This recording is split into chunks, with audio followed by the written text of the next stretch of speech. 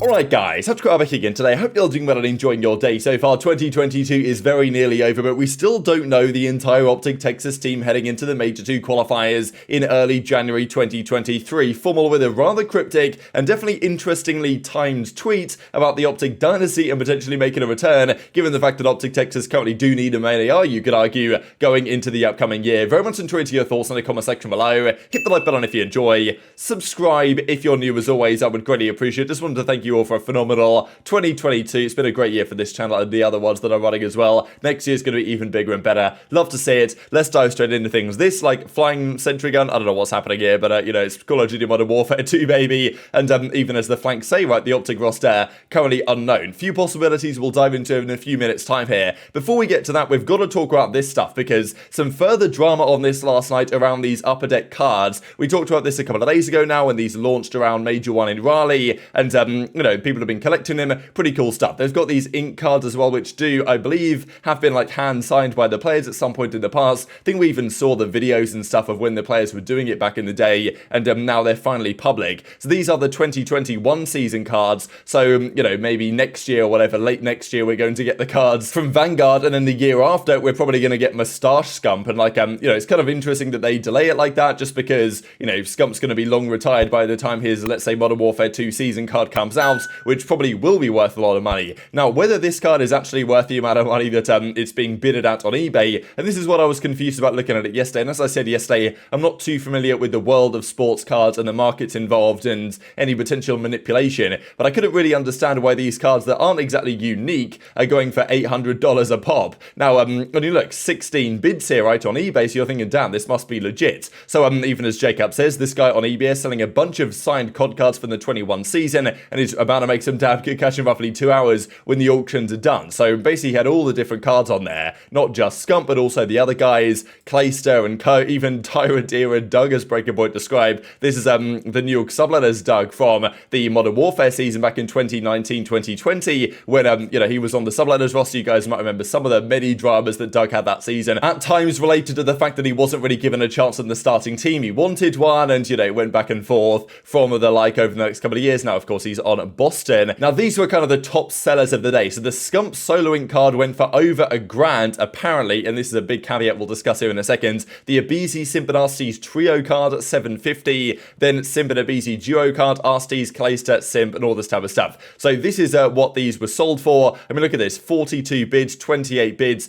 Now, the question is, how many of these bids were legitimate, and how many of these bids were maybe not so legitimate? And this is apparently a thing that happens in the world of sports cards, where, you know, there's no set market for this stuff. No one really knows how much these cards are worth. So, you know, you've got to set, if you're the seller of these, I guess the theory is you've got to set the price somehow. Now, the way to do that, supposedly, is to cheat, effectively. Now, you know, Birdman actually commented on this, because apparently he's more familiar. And as he says, whoever is buying those, except for maybe the Scump one, is going to be really sad in a year when, you know, basically they're worth a lot less in a year's time than seemingly they are today, which I agree with. It's cool to see that there's some interest in this stuff, but I don't see, like, you know, no disrespect to Clay, but paying $350, $400 for his ink cards when there's going to be another one in a year's time anyway. Like, you know, is that really good spend of money? I'm not sure, but, you know, you guys obviously feel to disagree. Who knows what the price of these should actually be? I love Clay, by the way. I could say that for any player. I just, you know, thought of the Clay one on the top of my head, because he was even questioning yesterday why his card was so expensive. Now, this is what Birdman reckons is going on here. There's some sort of shill bidding process that Jacob's like, okay, how can you tell? So, what he's looked into is the fact that a new account with 75% of their bids are all going to that particular seller. So apparently in Pokemon and sports cards, this is basically what happens, where the seller themselves will set up a fake account basically to just bid up their own products, such that real people who actually might want to buy this stuff then look at that and think, damn, there's 12 bids and it's worth $700, $800. I guess, you know, that's a good value for money. So, you know, that's what he reckons. There's real bids that the goal is basically to get that person to think it's a high value item,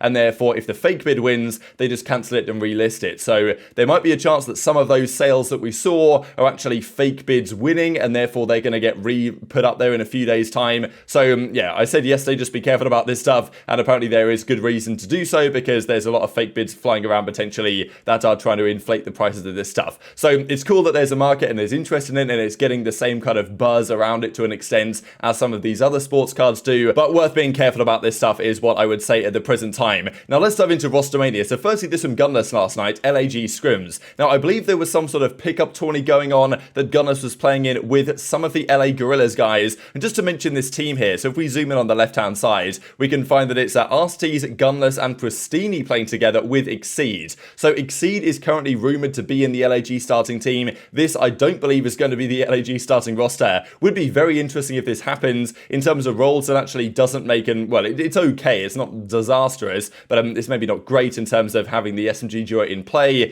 Pristini, of course, coming back would be interesting. We saw him briefly play for FaZe last year to pretty good effect, but didn't really stay in the scene. Was going to make the return, hasn't really made that much happen over the last year or so. So Arcitys is going to stay the main AR, we believe, unless he becomes the flex and assault as the main AR for the LA Guerrillas. Then Exceed is almost certain to be in there as an SMG. Whether Joe Deceives is there as well, who their flex is going to be, whether they do get Gunless back. Like, even Gunless to me could be a target for OpTic potentially. Obviously, we know that the relationship with Gunless and Envoy wasn't there in the Chicago Huntsman days, but maybe they can figure something out there on that side, because he's certainly a man that could be acquired. And look, he's won multiple championships and multiple MVPs in his time. Not exactly a slouch at Call of Duty. There's also this I wanted to mention because it's kind of too spicy not to. Cap still comes out with the following, holy crap, baby. This is what he's fried. So look, 28 and 13. He almost 60 point clubs this team on Greenberg Hotel. So playing with Capstone, Dave Paddy, Gravity, and Hicksy, which I guess is the team he's playing with right now, and he's basically playing scrims here, I guess. Now, on the other side, we've got someone 6 in 20, and we've got someone 5 in 22. So I know that people were saying, oh, this is Boston Academy, and it's Doug dropping 5 kills. Now, I don't know if that's true, but also I'm trying to figure out what the incentive is, because Cap still said here in the reply is like, I wanted to let them know, as in there's some beef there between Cap and this team, and therefore he wanted to show them that he's absolutely smoking them on Twitter. So, obviously he was on Boston before, and that organization decided not to bring him back, so therefore maybe he's got some beef against Boston for that reason, or maybe it's someone else that he was teaming with before and wanted to get revenge. I don't know. You guys can speculate in the comment section below, but whoever this team was, it's probably someone of relative note, and they're getting absolutely torched, so maybe not a good sign. If, let's say, it's a new pro team scrimming for the first time with their new roster, it might not be an ideal situation. Now, it probably wasn't OpTic, because we saw a couple of days ago that Scump said that they were meant to be scrimming, or, they're potentially getting ready to scrim, but they haven't got everything sorted out yet. Now, with the state of the spawns, losing a couple of days of practice might not be the end of the world, but nonetheless, it's not ideal. So OpTic, Dashy does seem to be gone. It seems now almost a guarantee over the last few days if Dashy does decide to return after all of this, and Scump's basically confirmed that indeed these changes are going down. If they do say, look, Dashy, please run it back one last time, and he does, I can't imagine that ends well for him or the team generally. So they need someone back, and as I've said a couple of times, I think since FormaL's gone, since Crimsix has gone, they've lost some cutting-edge ability within the OpTic team that they don't really have nowadays, that they did during the Dynasty and earlier potentially days as well. Now, FormaL says the following last night, and incredibly interesting timing on this tweet, just because, look, I don't expect FormaL to return to the OpTic lineup, but nonetheless, it's pretty remarkable. I had a dream last night that the OpTic Dynasty formed again last minute for an event, and we were slamming some Challengers team on Strike Zone domination. We back? Question mark. So, I don't know how, superstitious FormaL is, but there might be a world in which FormaL's like, damn, I had a dream about the OpTic Dynasty coming back.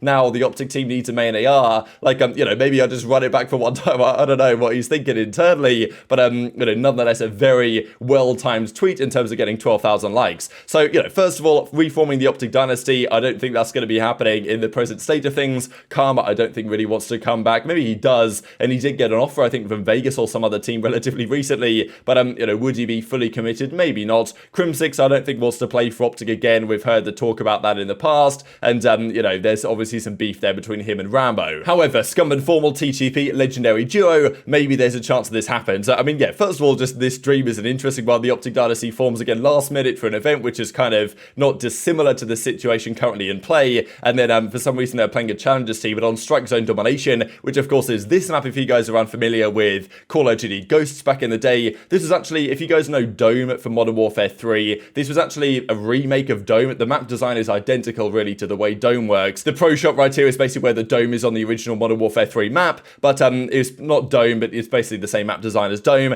and it is legendary map, domination, all this type of good stuff. And FormaL came in at the end of Call of Duty Ghost and was a phenomenal player that season. Even as Merc says, remember my Strike Zone Dom strats, we set the pace, we were running trains, because he teamed with, I think, Merc on maybe the Envy days towards the end of that title. And how good would this team have been in COD Ghost? Of course, this team wouldn't have been possible to be formed just because these two fellas were already locked up on another Dynasty team, that being the Complexity Dynasty. With the OpTic Dynasty, if they could have somehow cloned Crim and Karma from this game up against the Complexity Dynasty, have been better or worse, I would always just favour the Complexity Hicksy dynasty because, I mean, these guys are unbelievable. X and TP super underrated at the time, and also they just understood the game at a different level. And it's always been the thing, even with the OpTic dynasty, and FormaL admitted that. They was like, yeah, they didn't really understand the game. They did understand the game, of course, but they just slayed everyone, which is how they dominated the Jetpack era, really, compared to, you know, in COD Ghost, it was a slightly different story. But nonetheless, it would have been crazy to see if this team would have been happening back in the Ghost days, because back then, these 4 players, like Ghost, Scump, and Ghost's FormaL towards the end of Ghost was unbelievable. Crim and Karma as well, like, you know, this team would have been unbelievable, there's no doubt about it. And even as FormaL goes on to say, see how valuable I am to Hitch, right? So kind of, I don't know, he's joking around a bit about this possibility. So do you think there's any world in which FormaL says, you know what, it's fate, it's meant to be, and I'm going to make the return? Now, the issue is for FormaL, of course, is that if he had just retired from COD and hadn't done much for the last year, it might have been more expected that he could come back, just because he's obviously still got the ability. Karma's now gone for a longer time than FormaL is, and FormaL, of course, as it happens in the real world, has actually just won the Halo World Championship and went back to back.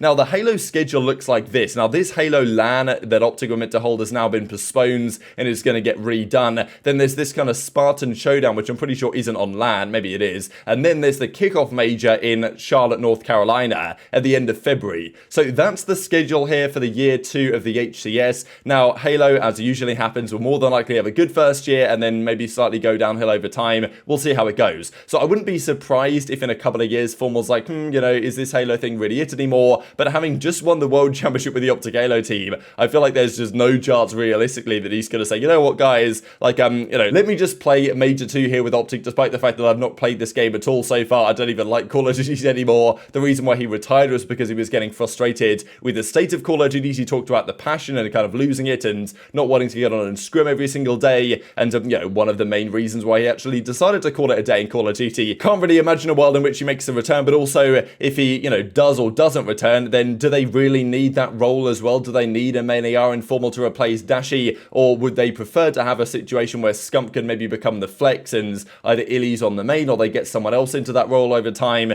That's kind of the way I would do it. Like, I would prefer to bring in an SMG if I was the OpTic general manager, but if FormaL is somehow an option, you can't exactly say no if he did want to return, but it seems a little bit unlikely. Now, this just to mention also from Huke, because I mentioned a couple of days ago that if Huke isn't going to OpTic, because right now he's not on the LIG starting team, he's not appearing on their academy leagues, then what is he doing, right? Because if he's not joining OpTic and there's no other teams making changes, is he going to go to challenges but not on the academy, or is he just going to call it a day and try and go to Halo or something? Like, that was potentially a consideration, but you know, ProLuke last night is asking for a chal or asking for some sort of tourney, and Huke says he's down, so I'm basically confirming that he's still interested in playing Call of Duty, and if this is the case, then surely OpTic at the very least need to consider it. So, you know, just another thing to mention there. But intrigued to your thoughts in the comment section below. I do think that by this time we'd get more solid indication as to what OpTic were considering, but really impressive that there's been no clear leaks on this the last few days. And definitely intrigued to hear your best guess on what OpTic will turn up to the new season with in terms of a roster. But very much intrigued to your thoughts in the comment section below. Hit the like button if you enjoyed, subscribe if you're new, take care, and I'll see you next time.